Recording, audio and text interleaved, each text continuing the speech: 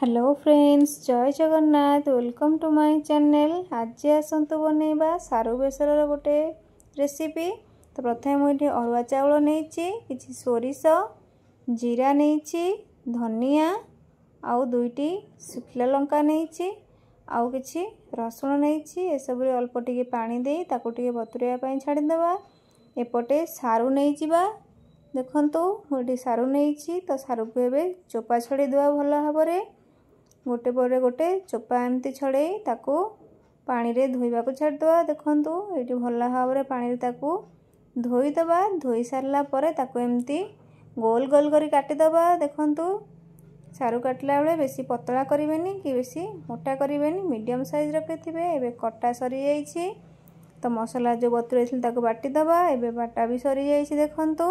तो सारू लुण देवा, हलदी गुंड देदेवा, तापरे मसला तक सारू रे देदेवा।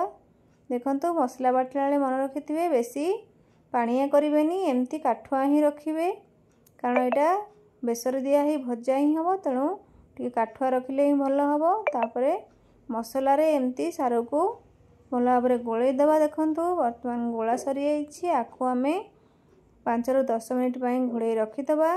तापर आम देखो आम रेडी हो जाइए।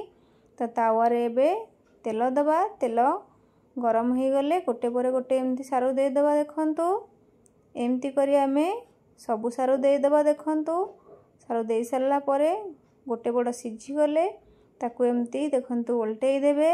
यदि घोड़े देबे तारू को ताले जल्दी सीझी जाए। तो एमती सबूतक ओल्टई देबे आरपट को आरपट सीझापी। देखंतु एबे हमर हे आसिलानी देखंतु।